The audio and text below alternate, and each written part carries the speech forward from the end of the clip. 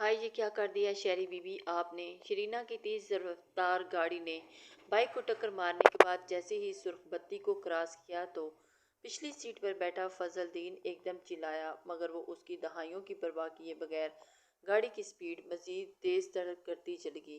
Be B G اللہ کا واسطہ گاڑی کی رفتار دھیمی کر لیں ورنہ الٹ جائے گی، اتنا رش ہے سڑک پر۔ فضل دین بے انتہا خوفزدہ تھا، جبکہ اس کی آواز شہری نے ایک دم اسے ڈانٹ دیا تھا۔ شٹ اپ، اگر تم بولے بھی تو منہ بند کرو اپنا، تمہارا منہ توڑ دوں گی۔ وہ گرائی تھی۔ فضل دین اچھا خاصا گھبرا چکا تھا اور اس کا دل کانپ دیا تھا۔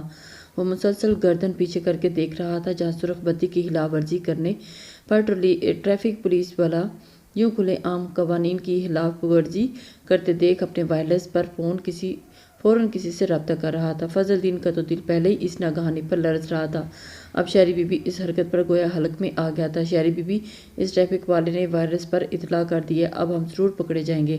آپ کو اللہ کا واسطہ گاڑی کی رفتار کم کرنے ورنہ گاڑی کسی سے ٹکرا جائے گی۔ اس نے ہاتھ جوڑ کر شہری نے بیک مرر سے اسے کھا جانے والی نظروں سے دیکھا تھا، گھورا تھا۔ لیکن اب تم نے ایک لفظ بھی منہ سے نکالا تو گاڑی سے اٹھا کر باہر پھینک دوں گی۔ شہری کے الفاظ پر وہ مزید پریشان ہوا تھا۔ اسے اپنے مالک کا غصہ سرخ چہرہ ابھی بھی صاف دکھائی دے رہا تھا۔ شہری بی بی، اس شخص کی بائک سلپ ہو گئی تھی اور اس کا پتہ نہیں کیا بنا ہوگا۔ جس طرح ہماری گاڑی نے اس کی بائک کو ٹھوکر مار دی، وہ تو ضرور زخمی ہوا ہوگا۔ فضل دین ہی کیا، جو شہری کے تیوروں کو دیکھتے ہی چپ سادھ لے۔ ایک پل کے بعد تو شروع ہو چکا تھا۔ شرینے نے بہت غصے سے اسے گھورا۔ فضل دین، اس شخص کو اور اس کی بائک کو کچھ نہیں ہوا، گاڑی نے جسٹ اس کی بائک کو ٹچ کیا، وہ صرف ایک سائڈ پر لڑکھڑا گئی تھی۔ میں نے سائڈ مرر سے دیکھا تھا اور کوئی خاص چوٹیں نہیں آئی ہوں گی، اگر زخمی بھی ہوا ہوگا تو ایک چھوٹی سی چوٹیں لگی ہوں گی۔ شہری کی بے پرواہی اور بے فکری میں سرموک فرق نہیں پڑا تھا۔ فضل دین نے نہایت بے بسی سے اپنا سر پکڑ لیا تھا۔ شہری بی بی کو سمجھانا بہت مشکل کام ہے اور اس کے بس سے باہر تھا۔ تبھی فضل دین اپنے عقب سے آتی ٹریفک موبائل کی آواز سن کر چونک گیا تھا۔ ہائے شہری بی بی، پولیس ہمارے پیچھے لگی ہے۔ وہ ایک دم رو دینے والا ہو گیا تھا۔ اب وہ بھاری چلان کرے گی اور اس شخص کی بائک کو ٹکر مارنے کے جرم میں ہو سکتا ہے کہ ہمیں سیدھی جیل لے جائیں۔ فضل دین کا خوف کے مارے برا حال ہو چکا تھا۔ وہ تو خود ہول رہا تھا، ساتھ شرینے کو بھی ہلانے کی کوشش میں تھا۔ اف، تم تو چپ کر کے بیٹھو، کچھ نہیں ہوگا۔ شہری بھی ایک پل کو ٹھٹکی دی، مگر اپنے ازلی اعتماد کو برقرار رکھتے ہوئے فضل دین کو ڈانٹ دیا تھا۔ فضل دین اس ساری صورتحال کو دیکھ کر خوفزدہ تھا۔ اگر کچھ ایسا ویسا ہو جاتا تو شہری بی بی کا کیا جانا تھا؟ وہ تو مالک تھی، پھنستی جاتی، پر اس تو بیچارے کی گردن، اس نے تو اپنی گردن پکڑ لی جو ان دیکھے پھندے میں جکڑی جا رہی تھی، اور رہ کر اپنی متوقع شامت اعمال یاد آنے لگی جو عثمان صاحب کی طرف سے ہونی تھی۔ شرینے بی بی تو سدا کی ضدی، بے پرواہ، خود سر طبیعت کی مالک تھی، عام حالات میں وہ ہر وقت ہنگامے برپا کیے رکھنے والی ہستی تھی۔ اب تو جو بھی ہوتا سو کم ہوتا۔ آج وہاں سے نکلتے وقت بیگم صاحبہ نے کتنی نصیحتیں اور ہدایتیں دیتے دونوں کو روانہ کیا تھا اور اسے بار بار سمجھایا تھا کہ وہ ڈرائیونگ کرے گا۔ اگر عثمان صاحب گھر پر ہوتے تو آج شہری بی بی کو بائی روڈ بھیجنے کی بجائے بائی پلین بھیجتے، اور شہری بی بی تو ان کے سامنے دم بھی نہیں مار سکتی تھی۔ لیکن اب شہری بی بی نے ان کی غیر موجودگی سے فائدہ اٹھانے کی کوشش کی تھی، جس کا نتیجہ اب فضل دین بھگت رہا تھا۔ وہ رہ کر خود کو ملامت کر رہا تھا، کاش اس نے شہری بی بی کے اصرار پر ان کو ڈرائیونگ سیٹ پر نہ بیٹھنے دیا ہوتا۔ اسلام آباد سے لاہور تک کا سفر غیر موجودگی میں کیا تھا، باپ کی غیر موجودگی میں شرین بی بی نے کیا تھا تو تھرل سوچا تھا۔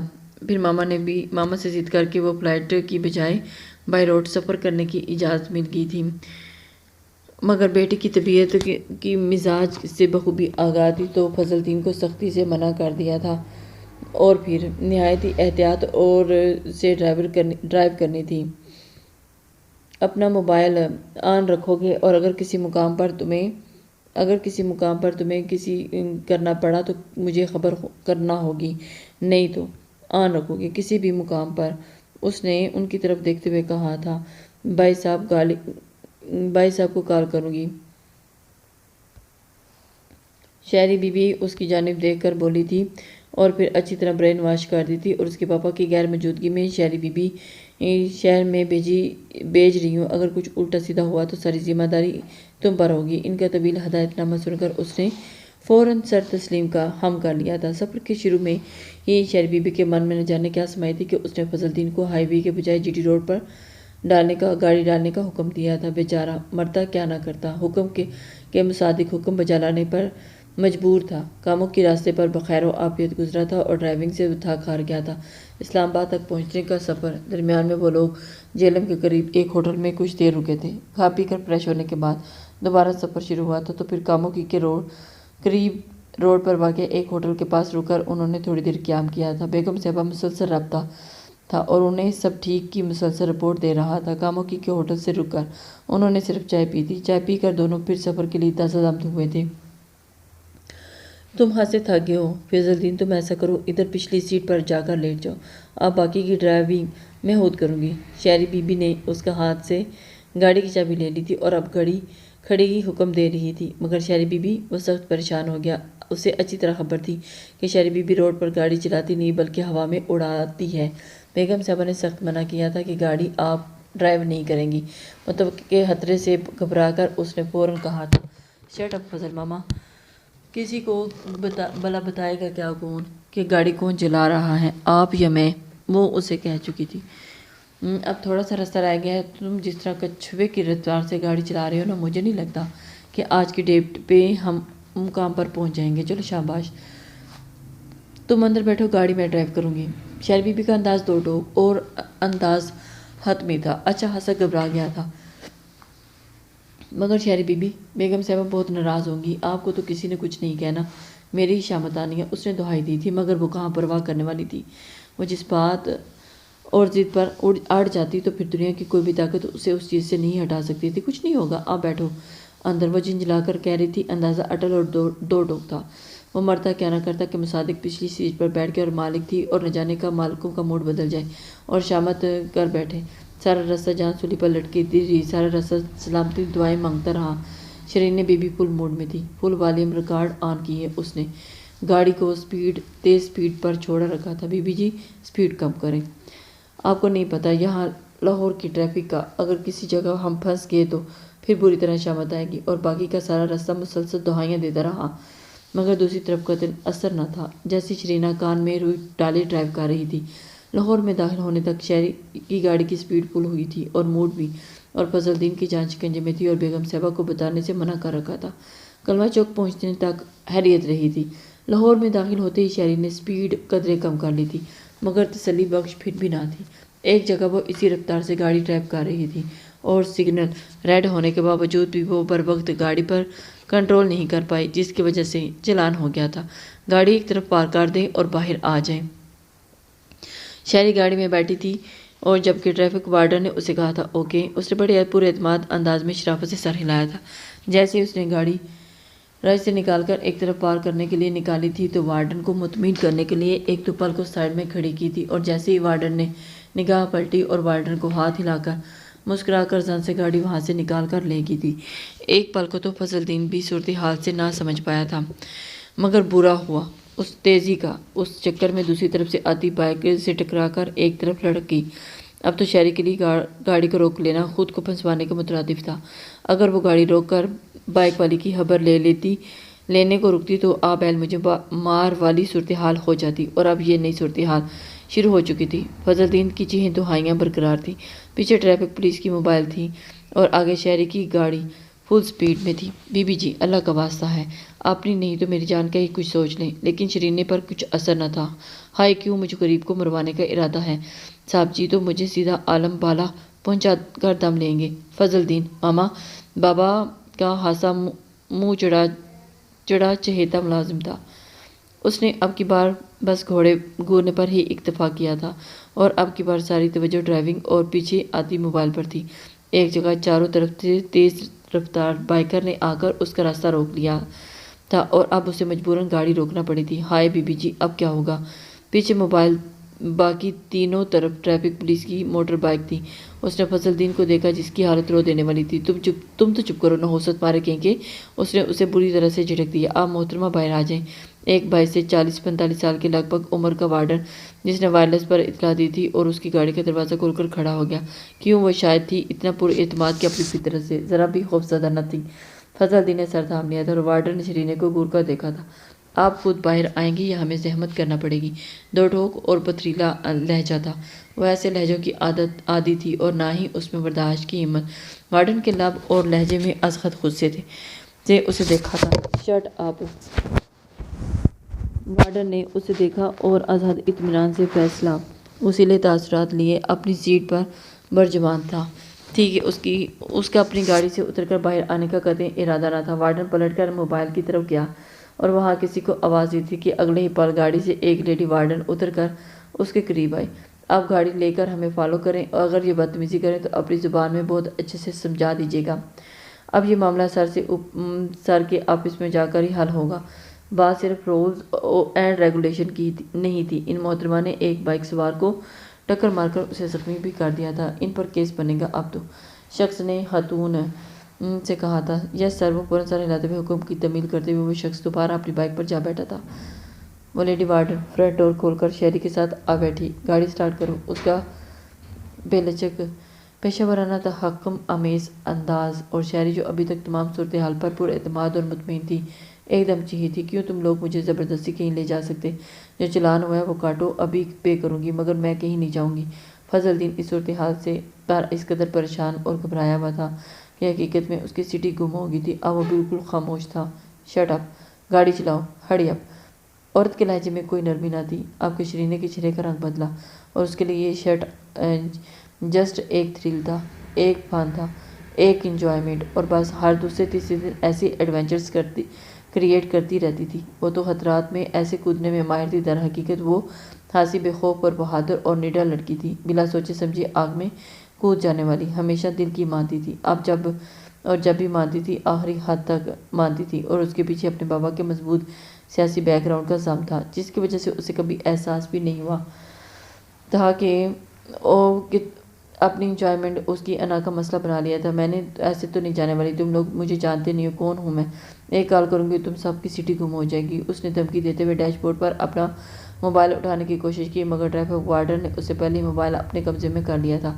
تم جو بھی ہو شرافت سے گاڑی ڈرائیو کرو، اور تمہارا بیک گراؤنڈ کیا ہے آفس چل کر سن لیں گے۔ تم پر 2 مقدمے درج ہوں گے، ایک جان بوجھ کر سگنلز توڑ کر فرار ہونے کا اور دوسرا موٹر بائک سوار کو جان بوجھ کر ٹکر مار کر زخمی کرنے کا۔ اب تم نے ایک لفظ بھی کہا تو منہ توڑ دوں گی تمہارا۔ جو بھی کہنا ہے آفس چل کر کہنا، وارڈن نے سخت پتریلے انداز میں کہا تو شرینے کے اندر ایک دم سے اشتعال کی لہر اٹھی تھی۔ اوکے، بہت شوق ہے نا تم لوگوں کو مجھے لے جانے کا۔ Okay, as you wish! اس نے بغیر گھبرائے ڈرے کندھے اچکا کر کہتے ہوئے گاڑی ڈرائیو کی تھی، اور فضل الدین سکتے میں تھے۔ عثمان صاحب کی لاڈلی چہیتی اکلوتی بیٹی کو ٹریفک پولیس حراست میں لے چکی تھی اور اب انہیں اسٹیشن لے جایا جا رہا تھا، اور وہ بھی گاڑی سمیت۔ وہ بے یقین تھا، یہ صورتحال اس کی سمجھ بوجھ سے باہر تھی۔ گاڑی روانہ ہوئی تو فضل الدین جو اس میں لوٹا تو موبائل نکال کر نمبرز ملائے اور کسی کو کال کرنے لگے۔ فضل الدین شہری نے اسے مرر سے موبائل کان سے لگائے دیکھ لیا تھا۔ لیڈی وارڈن نے خاصی حیرت سے شرینے کا اطمینان ملاحظہ کیا تھا۔ بیگم صاحبہ کو فضل الدین نے ڈرتے ڈرتے بتایا۔ اوہ یو شٹ اپ! خبردار ماما کو پریشان کیا تو۔ وہ ایک دم بھنا اٹھی تھی۔ کہیں بھی کال کرنے کی قطعی ضرورت نہیں، جو ہوگا میں خود ہی ہینڈل کر لوں گی۔ بڑا شوق ہو رہا ہے ان لوگوں کو مجھے اپنے ساتھ لے جانے کا۔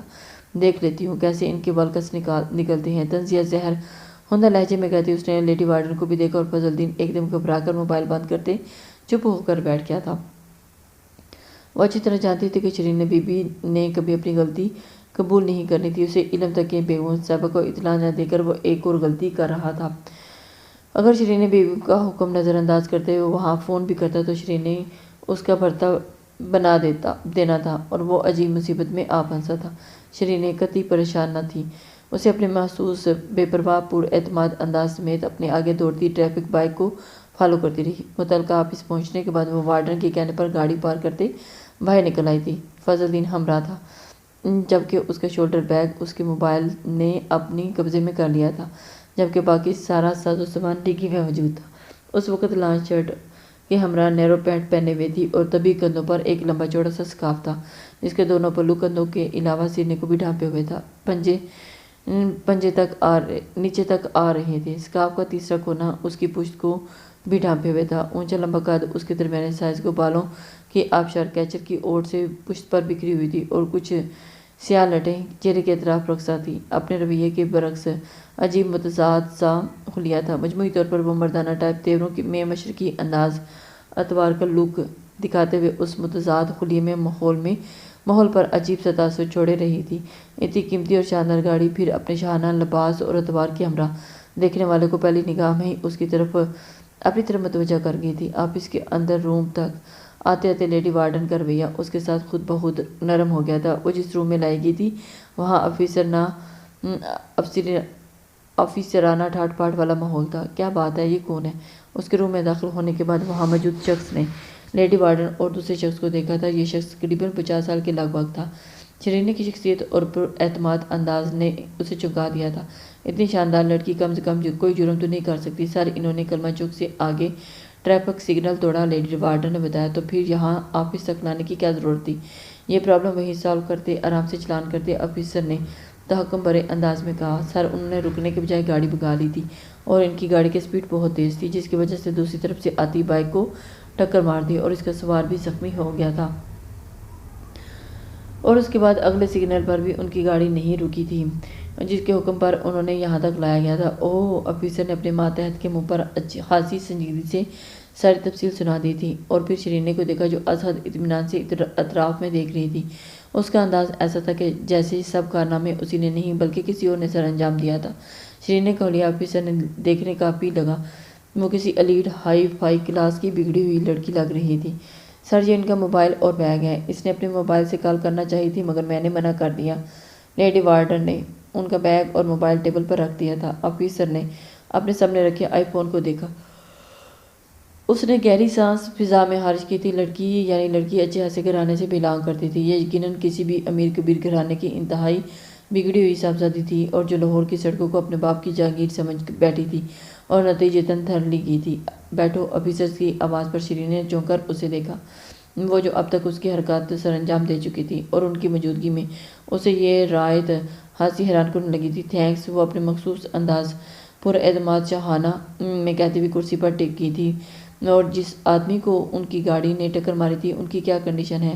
آفیسر نے اب اپنے سامنے کھڑے مرد وارڈن سے پوچھا تھا۔ اور میرے سر، وہاں فوراً ریسکیو کال کر دی گئی تھی۔ وہ نوجوان زخمی ہوئے، میرا خیال ہے کوئی سیریس کنڈیشن نہیں ہے، اسپتال لے گئے ہوں گے۔ میں نے اپنے ہمراہ ساجد خان کو کال کر کے پوچھا تھا اور آئندہ صورتحال کے بارے میں جاننے کی کوشش کی تھی۔ آئی نو گاڑی کی سپیڈ تیز تھی اور جس کی وجہ سے سگنل پر وقت بریک نہ لگ پائی تھی اور سگنل کراس ہو گیا تھا۔ بس وہ شخص اس کے انداز پر حیران ہوا تھا، اور باقی کا معاملہ رکنے کے بجائے گاڑی بھگا لینے اور موٹر بائیک کو سوار کو زخمی کرنے والا آپ کے آفیسر کے لہجے میں تلخی تھی جو کہ اسے بالکل بھی اچھی نہیں لگتی۔ گاڑی میں نے ضرور بھگائی تھی مگر بائیک کا ایکسیڈنٹ میری غلطی سے نہیں ہوا تھا، اور وہ بائیک سوار بھی آؤٹ آف وے تھا اور اس کی بائیک کی سپیڈ بھی خاصی تیز تھی۔ دوسرے روڈ سے اس نے جس طرف سے ٹرن لیتے ہوئے روڈ کراس کرنے کی کوشش کی تھی وہ سابی ٹریفک رولز کے خلاف تھا۔ نتیجتاً بائیک سوار کی اپنی غلطی کی وجہ سے گاڑی کی ٹکر لگی ہے۔ شرینے کا بھی ابھی وہی بے پرواہ اطمینان بڑا انداز تھا۔ آفیسر نے اسے گھورا تھا۔ اور پھر کہاں کی رہائشی ہیں آپ؟ اسلام آباد، وہی پرسکون اور انداز تھا۔ وٹ؟ آفیسر نے اس کی جانب دیکھا۔ اور ریلیٹیو کے ہاں آ رہی تھی، مخصوص انداز میں جواب ملا تو آفیسر الجھ گیا تھا۔ ذرا سی بھی اس لڑکی کے چہرے پر پریشانی نہیں تھی اور گھبراہٹ نہ تھی اور نہ ہی اپنے فعل پر شرمندہ تھی۔ اسے تو اس بات کی حیرانگی ہو رہی تھی، اور اگر خدا نخواستہ جس شخص کو آپ نے زخمی کیا ہے اگر وہ اسے کچھ ہو جاتا تو سیریس کنڈیشن ہو جاتی تو پھر آپ جانتی ہیں آپ کا کیس بن سکتا تھا۔ آفیسر نے اب کی بار خاصی اسے سنائی تھی۔ تو آپ بظاہر کسی اچھی فیملی سے تعلق رکھتی ہیں، ایسی جگہوں پر مرد تو آتے جاتے رہتے ہیں مگر خواتین کا آنا اچھا نہیں، شرمندگی کا باعث ہونا چاہیے۔ آفیسر نے اسے شرم دلانی چاہی تو وہ مسکرا دی۔ میرے پاپا ہیں مجھے سپورٹ کرنے والے، چلیں میں مان لیتی ہوں کہ اگر اوور سپیڈ اور سگنل کراس کرنا میری غلطی تھی مگر بائیک کا ہٹ کرنا میری غلطی نہیں ہوا تھا۔ شرینے نے مسکرا کر کہا۔ تو آفیسر نے پاپا کی سپورٹ پر فخر ہونے والی لڑکی کو بغور دیکھا۔ کیا کرتے ہیں آپ کے فادر؟ اور حکومت میں ہیں۔ وہ لڑکی اتنی مطمئن تھی۔ شرینے اس بات میں سر ہلا دیا۔ 21 شعبے میں ہیں، شعبہ اطلاعات اور نشریات میں اچھا جی دیکھیے ہمیں خواتین کو ادھر بلانا اچھا نہیں لگتا. آپ میری بیٹی کی ہم عمر ہیں, رعایت دے رہے ہیں. اگر وہ شخص جس کو آپ نے زخمی کیا ہے اس کی سیریس کنڈیشن نہیں تو آپ پر کیس نہیں بناؤں گا, مگر چلان تو ضرور ہوگا اور جرمانہ علیحدہ. آپ کو بے شک آپ کسی جاننے والے کو بلا لیں. آپ اب کچھ گھنٹے آپ کو ادھر ہی رکنا پڑے گا جب تک اس نوجوان کی کنڈیشن واضح نہیں ہو جاتی. آفیسر نے اب کے خالص پروفیشنل انداز میں کہا تھا جس پر شیرین خاموش ہو گئی تھی. آپ اپنا ایڈریس اور کانٹیکٹ نمبر اس پر لکھ دیں, ہم ان کو اطلاع دے دیتے ہیں. ان سے رابطہ کر کے صورتحال بتا کر اب کوئی اگلا قدم اٹھائیں گے. آفیسر نے اپنا رائٹنگ ٹیبل اور پین اس کے سامنے رکھ دیا تھا. اوکے وہ قدرے ریلیکس ہوئی, کندھے چوہت کی اس پر جھکی تھی. سر ان محترمہ کے ساتھ ایک ملازم بھی تھا جو پچھلی سیٹ پر بیٹھا ہوا تھا. وہ ڈرائیور تھا مگر گاڑی یہ خود ڈرائیو کاری تھی اور ان کو باہر بٹھایا ہوا. مردانہ وارڈن نے اطلاع دی تو آفیسر نے سر ہلا دیا. کانٹیکٹ نمبر لکھ کر پیڈ واپس آفیسر کے سامنے کیا. عثمان فاروقی, رہائش اسلام آباد ہاؤس. باقی کے الفاظ منہ میں ہی رہ گئے تھے. اس نے بہت چونک کر شیرینے کو اور پھر موبائل کو دیکھا اور پھر شیرینے کے پرسکون اور مطمئن انداز کو. یہ عثمان فاروق سے کیا ریلیشن ہے آپ کا؟ آپ کے آفیسر کچھ گھبرایا ہوا تھا. ہی از مائی فادر, انگلش لب و لہجے میں اس لڑکی نے روانی سے کہا تھا. یہ مسٹر عثمان فاروق. آفیسر ایک دم پریشان ہو گیا تھا. شیرینے مسکرا دی. یہ میرے فادر ہیں اور شعبہ اطلاعات اور نشریات میں منسٹر ہیں. رہائش اسلام آباد میں ہے. کانٹیکٹ نمبر دے چکی ہوں. مزید کچھ پوچھنا ہے تو بتائیے. رد عمل توقع کے مطابق تھا. آفیسر تو ایک طرف اس کے عقب میں کھڑے مرد اور عورت وارڈن دونوں ہی چونک گئے تھے. شیرینے کے مطمئن اور پرسکون انداز کی وجہ سے انہیں اب سمجھ آئی تھی کہ یہ میرے فادر کا کارڈ ہے. گاڑی سے نکلنے پہلے اس نے ڈیش بورڈ پر سے کارڈ اٹھا لیا تھا اور اب وہی کارڈ آفیسر کے سامنے رکھ دیا تھا. آفیسر نے اپنے سامنے کھڑے اپنے ماتحتوں کو بڑی کینہ-توز نظروں سے گھورتے ہوئے لب دانتوں میں تلے دبا لیے تھے. وہ ابھی بابا صاحب کے ایک ضروری کام کے سلسلے میں تمام عدالتی کاغذات لے کے نیچے اترا تھا اور اس کا ارادہ فوراً کسی سے ملنے جانے کا تھا اور اس لیے وہ تیار ہو کر نکلا تھا. رات کے 8 بج رہے تھے. گھر میں اس قدر مہمان تھے کہ وہ اسی حساب سے شور و غل بھی تھا کہ کان پڑی آواز سنائی نہ دے رہی تھی. وہ سب سے بچتا بچاتا باہر نکل آیا تھا اور آج ہی گاؤں سے لوٹا تھا اور جب آیا تو کورٹ کچہری کی جھمیلوں میں الجھا ہوا تھا. کچھ دیر پہلے وہ گھر آیا تو بابا صاحب کی کال آ گئی تھی کہ وہ گاؤں میں مزید زمین خرید رہے ہیں اور دوسری پارٹی ان کی بات چیت ہو گئی ہے. اسی سلسلے میں انہوں نے اسی شہر میں رہائش پذیر زمین کے مالک اور ان کے وکیل سے مل کر باقی کا معاملہ طے کر لینے کا کہا تھا. بدقسمتی سے ابھی میٹنگ میں ٹائم سیٹ ہوا تھا. مجھے سارے دن کی بھاگ دوڑ سے خاصا تھک چکا تھا. جسم کا جوڑ درد کر رہا تھا. وہ اب بھی آرام کرنا چاہتا تھا مگر بابا صاحب کی کال آنے کے بعد وہ آرام کو پس پوچھ ڈالتے ہوئے تیار ہو کر میٹنگ کے لیے ریڈی تھا. وہ تیزی سے دروازے کی طرف بڑھا تو ملازم کی آواز سن کر رکا. چھوٹے صاحب. وہ پلٹا. آپ کو بڑے صاحب جی یاد کر رہے ہیں. ملازم نے اس کے سامنے آ کر کہا. خیریت؟ اس نے سنجیدگی سے ملازم کو دیکھا. پتہ نہیں صاحب جی آپ کو بلانے کا کہا. بس کہاں ہے؟ اس نے گھڑی میں وقت دیکھا تو کچھ دیر کے بعد اسے جمیل جعفری اور اس کے وکیل سے ملنا تھا. نہ جانے اب اسے کیوں بلوایا تھا. وہ ادھر لان میں ہی تھے. آپ کو بلا رہے ہیں. وہ باہر کی لان کی طرف آ گیا تھا اور اشفاق صاحب اپنے موبائل پر کسی سے ہاسے غصے اور طیش میں محو گفتگو تھے اور اسے آتے دیکھ کر انہوں نے کال بند کی. آپ نے بلایا؟ ہوں. انہوں نے دیکھا. اور پھر کہیں سے پھر جا رہے ہو؟ جی بابا صاحب. جمیل جعفری والی زمین کے سلسلے میں آپ کو شاید بتایا ہو. ان سے ہماری ڈیلنگ ہو چکی ہے اور شاید ان سے وہ زمین بیچنا چاہ رہے ہیں. سر اسی سلسلے میں ان لوگوں سے ملنے جا رہا تھا. شہری بیٹی اسلام آباد سے لاہور آئی ہوئی افغان نے چونک کر باپ کو دیکھا تھا. By plane? نہیں بائی روڈ. اس کی گاڑی سے کسی کی بائک کا ایکسیڈنٹ ہو گیا. وہ شخص ہسپتال میں اور شیرینے ڈرائیور اور گاڑی سمیت ٹریفک پولیس کے پاس ہے. تمہیں علم تو ہے آج کل عثمان بیرون ملک دورے پر فائقہ بہت پریشان ہو رہی تھی. گھر میں کوئی لڑکا بھی نہیں ہے. تم خود ذرا پتہ کرو معاملہ کیا ہے. افغان نے ہنسی حیرت سے تمام صورتحال سنی تھی اور اس نے ایک گہرا سانس لیا تھا. شیرینہ کا ذکر ہوا اور اس کی کوئی متوقع ناگہانی آفت اور حماقت کی کوئی نہ کوئی کہانی نہ ہونا ممکن سی بات تھی. افغان نے لب پینچ لیے تھے. آئی ایم سوری پاپا میں نہیں جا سکتا. شیان کدھر ہے؟ آپ اسے بھیج دیں. میں پہلے ہی خاصا لیٹ ہو چکا ہوں. وہ محترمہ تو ہر وقت کوئی نہ کوئی سنگین کارروائی ڈالے رکھتی ہیں. میرے پاس کوئی فالتو وقت نہیں ہے.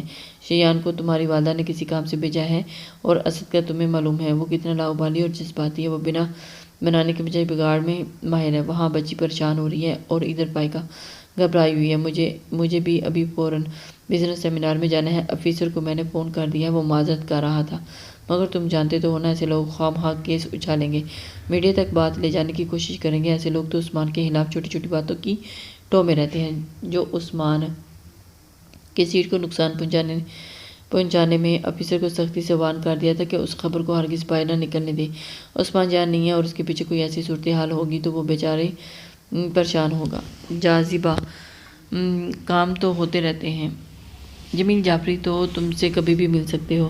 ادھر ہماری بچی بھی گھبرا رہی ہوگی۔ باپ کے حکم پر اس نے خاموشی سے سر ہلا دیا۔ ٹریفک پولیس کے دفتر پہنچنے تک وہ خود کو کافی حد تک بحال کر چکی تھی۔ اسے آدھ گھنٹہ لگا تھا وہاں پہنچنے میں۔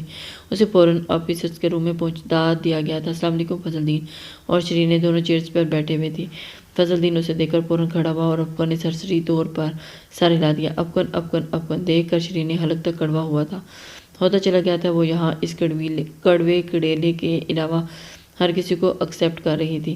افغان نے بھی بڑی تنزیہ گسیلی اور زہریلی نگاہوں سے اسے دیکھا تھا اور اسے پھر مکمل طور پر نظر انداز کرتے ہوئے وہ آفیسر سے ہاتھ ملانے لگا۔ آئی ایم افغان اشفاق فاروق، اس نے اپنا تعارف کروایا تھا۔ میں عثمان فاروق کا بھتیجا ہوں۔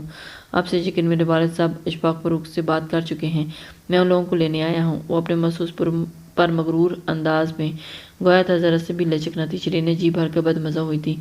شرینے کا بیگ اور موبائل اس کے پاس تھا اور آفیسر نے اس کے والد کے تعارف کے بعد اسے بڑی عزت سے بٹھایا تھا اور فضل دین کو بھی بلوا لیا تھا۔ آفیسر کا منسٹر کی بیٹی کے تعارف کے بعد اچھا خاصا رویہ بدل گیا تھا۔ فوراً اسلام آباد رابطہ ہوا تھا اور دوسری طرف بائک سوار سے متعلق اطلاع بھی مل چکی تھی کہ یہ اطلاع خاصی حوصلہ افزا تھی۔ ماما نے اس سے بھی فون پر بات کی تھی اور ماما یہی سمجھ رہی تھی کہ یہ لڑکی سب فضل دین کی نااہلی کی وجہ سے ہوا ہے۔ وہ خاصی پریشان ہو رہی تھی۔ انہوں نے اسے پریشان نہ ہونے کا کہا تھا، طیب سے رابطہ کرنے کے بعد پھر کال کرنے کا کہا تھا اور اس کے بعد بڑے پاپا کو کال آتی ہے۔ آفیسر نے مزید بدحواس ہوا تھا۔ اب افغان کے سامنے پا کر وہ کچھ بجھا سا، پلیز بیٹھے نا۔ افغان کو لچک دکھاتے ہوئے آفیسر نے بیٹھنے کا کہا تھا۔ تم گاڑی میں جا کر بیٹھو، میں ضروری کارروائی نپٹا کر آتا ہوں۔ وہ دو ٹوک انداز میں فضل دین سے کہتے ہوئے شرینے کو مکمل طور پر اگنور کرتے آفیسر سے گفت و شنید کرنے میں مصروف ہو گیا تھا۔ گاڑی چابی پکڑا دی گئی تھی اور فضل دین گاڑی میں آیا۔ آئیں بی بی جی۔ شرینے افغان پر ایک سوٹی نگاہ ڈالتے ہوئے اسے باہر لے آیا۔ باہر افغان کی بلیک رولا کھڑی تھی۔ وہ فرنٹ ڈور کھول کر بیٹھ گئی تھی۔ اے سی کی کولنگ میں کچھ پرسکون ہوئی تھی۔ افغان کا خیال تھا کہ یہ ساری صورتحال فضل دین کی نااہلی کا نتیجہ ہے، مگر آفیسر سے تمام تفصیل جاننے کے بعد بے اصولی اور بد نظمی سخت گراں گزری تھی۔ اس کا جی چاہا کہ ایک دم شرینے جیسی پارا سیبت فتنہ پرور لاؤبالی لڑکی کا حشر نشر کر ڈالے۔ وہ تو اسے ہمیشہ سے ہی اپنی تمام تر بے پرواہیوں اور شرپسند حرکات کے سبب پہلے ہی ہنسی زہر لگتی تھی اور اب تو رئیسی کا سر بھی پوری ہو گئی تھی۔ وہ آفیسر چچا جان کی وجہ سے اس معاملے میں مکمل تعاون کر رہا تھا، مگر اس زخمی اور لج چالان سے متعلق تمام تر ذمہ داری قبول کرنے کو کہا تھا۔ افغان نے ایک گہرا سانس خارج کیا تھا۔ وہ نہیں جانتا تھا کہ اس کی لاپرواہیاں۔ آفیسر نے تمام معاملہ کلیئر کروانے میں افغان کو تھوڑی دیر لگی تھی اور وہ جب تم معاملہ نپٹا کر واپس اپنی گاڑی کی طرف آیا تو فرنٹ سیٹ پر بیٹھی شرینے کو بیٹھے دیکھ کر اس کی تمام تر تحمل مزاجی ایک شدید غصے کی لپیٹ میں آ گئی تھی۔ تمہیں اسلام آباد میں اپنی تخریب کارانہ کارروائیوں کے لیے موقع کیا ملا؟ کم میسر آئے تھے جو یہاں آتے ہی خون خرابہ شروع کر دیا تم نے۔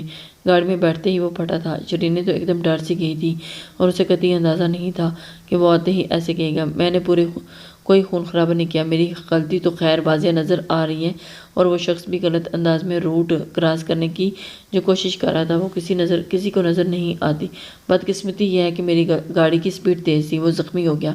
شرینے نے اپنی غلطی قبول کرنے اگلے پل خود کو سنبھالنے اس نے بے پرواہی سے کہا تو افغان نے ایک تیز گرم سلگتی نگاہ اس پر ڈالتے ہوئے سیٹ پر برجمان فضل دین کو دیکھا تھا۔